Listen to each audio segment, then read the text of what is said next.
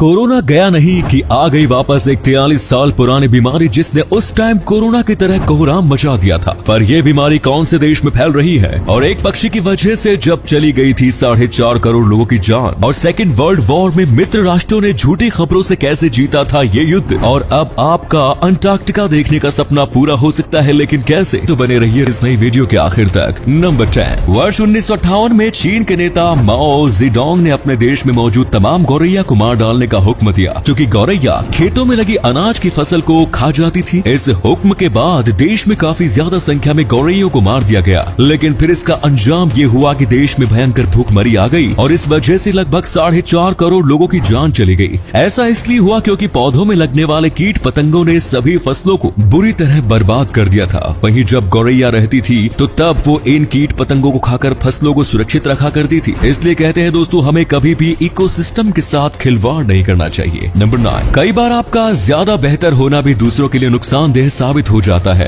Film blade Trinity की shooting के दौरान एक्ट्रेस जेसिका बियल को कैमरे पर तीर चलाना था। इस सीन की शूटिंग के लिए कैमरे को प्लेक्सीग्लास से ढक दिया गया था और कैमरा लेंस के लिए सिर्फ 2 इंच की जगह खाली छोड़ दी गई थी। एंड गेस व्हाट, जेसिका बियल की निशानेबाजी इतनी बेहतर थी कि उनका निशाना 2 इंच की खाली जगह से होते हुए सीधे कैमरा के लेंस पर जाकर लगा। इस एक तीर की वजह से पूरा कैमरा डिस्ट्रॉय हो गया और फिल्म की टीम का $3 लाख का नुकसान हो गया। नंबर 8। वर्ष 1967 में जर्मनी और सर्बिया में एक नई तरह की महामारी फैली थी। ये हेमोरोहेजिक फीवर नाम की बीमारी रिसर्च पर्पस के लिए अफ्रीका से लाए गए अफ्रीकन ग्रीन मंकी के जरिए फैली थी। इस बीमारी का लक्षण बुखार और लाल चकत्ते थे, जिसके बाद multiple organ failure and finally internal bleeding की वजह से मरीज की मौत हो जाती थी। उस समय तो ये बीमारी खुद ही काबू में आ गई थी, लेकिन हैरान करने वाली बात यह है कि इस बीमारी का आज भी कोई इलाज मौजूद नहीं है और वर्ष 2021 में फिर से इस बीमारी के कुछ मरीज अफ्रीकी देश गिनी में मिले हैं। नंबर 7। दोस्तों, वर्ल्ड वॉर सेकेंड के बारे में तो बहुत सारी बातें आप जानते ही होंगे, लेकिन क्या आप जानते हैं कि आज के इस दौर की तरह ही उस दौर में भी गठबंधन देशों ने इस युद्ध को जीतने के लिए बहुत सारी फेक न्यूज का सहारा लिया था। युद्ध के दौरान गठबंधन देशों ने घोस्ट आर्मी नाम की एक स्पेशल यूनिट बनाई थी, जिसमें आम लोगों के साथ ही आर्टिस्ट, क्रिएटिव्स एंड इंजीनियर्स को शामिल किया गया था और इन लोगों का बस इतना काम था कि इन्हें बस दुश्मनों तक फेक न्यूज को फैलाना होता था। इसके लिए ये लोग बस स्टॉप,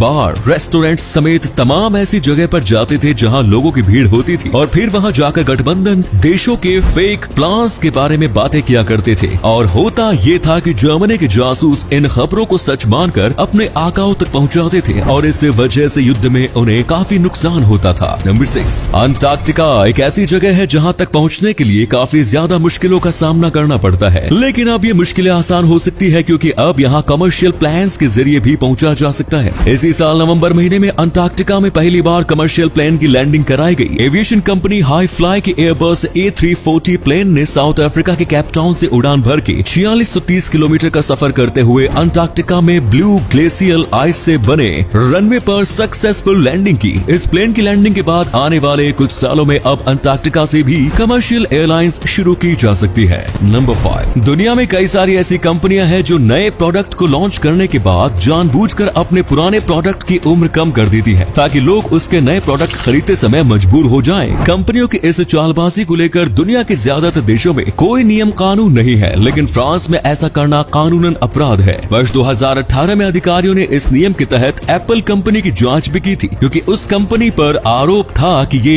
एक नए मोबाइल लॉन्च करने के बाद सॉफ्टवेयर अपडेट के जरिए जानबूझकर पुराने मोबाइल को स्लो कर देती है। नंबर 4। जापान के हिरोशिमा पीस पार्क में वर्ष 1964 से ही हिरोशिमा पीस फ्लेम जल रही है। ये अग्नि ज्योति दिन रात जलती रहती है और ये तब तक जलती रहेगी जब तक कि दुनिया में एक भी न्यूक्लियर बॉम्ब मौजूद रहेगा। जब दुनिया के सारे न्यूक्लियर बॉम्ब डिस्ट्रॉय कर दिए जाएंगे और हमारी पृथ्वी पर परमाणु हमले का कोई खतरा नहीं रहेगा, तो तब जाकर इस पीस फ्लेम को बुझा दिया जाएगा। लेकिन क्या आपको लगता है कि दुनिया में कभी ऐसा दिन आएगा? अपना जवाब कमेंट्स बॉक्स में लिखिए। नंबर 3। दोस्तों, आप सबने इटली का मशहूर लर्निंग टावर ऑफ पीसा के बारे में तो जरूर सुना होगा। 57 मीटर ऊंची ये मीनार एक और झुकी होने के कारण पूरी दुनिया में काफी मशहूर है। बाहर से ये टावर कैसा दिखता है ये तो हम सभी जानते हैं, लेकिन क्या आप जानते हैं कि इस टावर के अंदर क्या है? Well, learning tower of Pisa के अंदर एक्चुअल में है कुछ नहीं। ये टावर नीचे से लेकर ऊपर तक अंदर से पूरी तरह खोखला ही है। नंबर 2। इंसानों के प्रति कुत्तों की वफादारी के किस्से तो आपने बहुत सुने होंगे, लेकिन चलिए आज हम आपको इस जानवर की दूसरी जानवर के प्रति वफादारी के बारे में बताते हैं। वर्ष 2017 में कैलिफोर्निया के जंगलों में लगी आग के दौरान एक किसान को अपना घर छोड़कर जाना पड़ा। उसने अपने घर में काफी सारी बकरियां पाल रखी थी और उन बकरियों की सुरक्षा के लिए एक गार्ड डॉग भी इन्होंने तैनात कर रखा था। घर छोड़कर जाते समय इन्होंने बकरियों को छोड़कर कुत्ते को अपने साथ ले जाने की कोशिश की, लेकिन ओडिन नाम का ये कुत्ता उनके साथ में न जाकर बकरियों के बाड़े में वापस चला गया और ये कुत्ता अपनी बहादुरी से सभी बकरियों को आग से सुरक्षित रखने में कामयाब रहा। नंबर 1 दोस्तों, आपने प्यार करने वाले दो लोगों को ये कहते हुए सुना ही होगा कि मैं तुम्हारे बिना जिंदा नहीं रह सकता,